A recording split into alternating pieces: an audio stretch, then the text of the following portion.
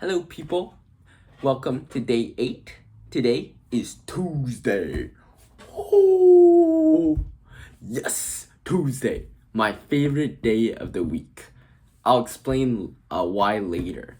Now, let's get on with the three topics. So, today, for strength, I played volleyball. Um, yeah, I played volleyball. And the position I play is setter. I think setter is an awesome position. It's so cool. If you don't know what volleyball is, or if you don't know the position in volleyball, you can simplify it to like.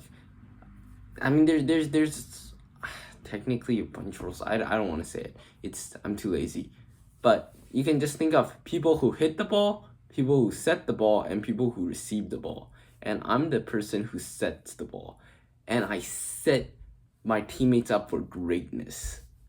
Yeah, that's me. So I played pretty dog water today. It was not good. Uh, during the well, my biggest problem today was I couldn't really like shoot it off, right? You want to cradle it, the ball comes out and you want to cradle it in and then shoot it off. And then I just couldn't get like a smooth in and then out.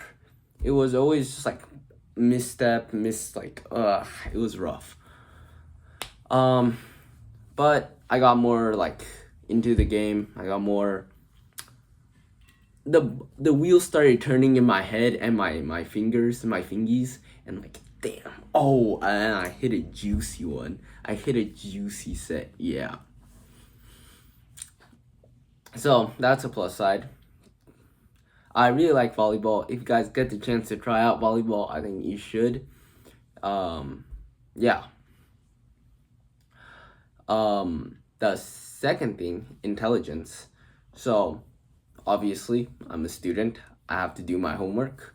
So I did more US history, which I talked about yesterday, which is like, did America really change? Oh no. Yesterday was a different thing. It was about neutrality. Today is different. Basically, America created I think, what is it? UHDR? UDHR, the Universal Declaration of Human Rights. And it's basically saying every human is born equal, blah, blah, blah, blah, blah, blah. And this assignment is talking about like, America did change. They made the UDHR. However, did they really? Like, you look back on America's past, and it has a history of racism, right? During World War II, the Japanese entrapment camps, sure, Pearl Harbor did happen, but the response from America to Japan, two wrongs doesn't make a right, yeah. The response is like not okay as well. Nagasaki and Hiroshima, that's like, at that point, Japan was probably gonna surrender anyways. Did they really have to drop 2 nuclear bombs or atomic bombs? And then, like, did they really have to drop 2? Even if it was required, couldn't they just drop 1? And then there's also things like firebombing, where people throw napalm they use napalm against Japanese citizens, which is a clear war crime, by the way, because you're not supposed to target citizens, yet they still did. And yeah, like, the Japanese during World War II definitely were not good, but two wrongs doesn't make a right, and America just has a straight up history of racism. So does the UHDR really prove that America like moved on and is now fighting for human rights? And the answer is, well, there's no like 100% answer, but the answer where we wrote was like, humanity and like humans, you can't separate into black and white. America did change, and it was a big change. It was a great change. It was a good change. It was a great change. But was it like enough? And the answer is no, it wasn't enough, but it was a good change. Now, I also did my APES. AP Environmental Science. So AP Environmental Science, I did marine and aquatic life today. So it talked about the limnetic zone and photic zone. And the key thing about like ocean life is just like there's the top layer and that receives a lot of sun. So plants like being there. But the thing is like when plants die, they go to the bottom, and so that's where all like the nutrients and good stuff are.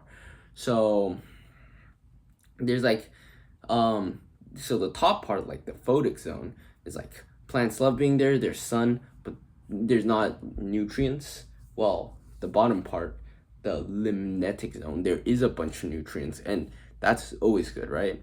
But since there's no sun, because it's deeper down, it's a lot harder, right? And then there's just like upwells, I think, where like ocean currents or like water currents bring the nutrients from the bottom and cycles it up, and that's how plants can get energy. Yeah, pretty interesting stuff. But something you might not know about me, or because this is a YouTube video, is that I actually taken AP Bio before. I did pretty good. I got a 4. And so far, at least, AP Environmental Science, I would just say is like just an easier version of bio. I haven't tried doing the FRQs yet, and that's not very good considering my AP exam is around a month away. But so far it's like covering a bunch of topics that I already learned in bio. So that's nice. And then for discipline, discipline always is the hardest for me to get because it's hard to define an act as like an act of discipline. However, I would say something I did was I not organized my room. So we have towels, and then we're supposed to hang our towels after we're done doing our bath, right? But usually I just hang them in my room, but that's not good because it makes my room like humid and stuff. So my parents don't like it, but like I'm lazy because like I take a shower, I change my clothes, I go to my room. I don't want to go out. I'm like, well, I don't want that. I want to chill in my room after my shower. So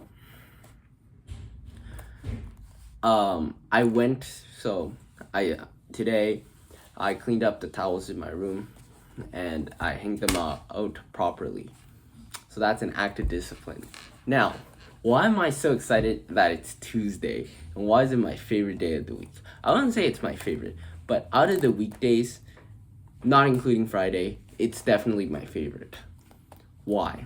Number one, my classes. My classes today are so easy. I have a bunch of free periods, well, not technically free periods, but classes where it's basically free periods, where I can just do whatever I want during them, and the teachers don't mind. So that's great. I go home, and then like once around like 11 to 12, like there's a bunch of manga and a bunch of manhwa that I love comes out today. Oh my god.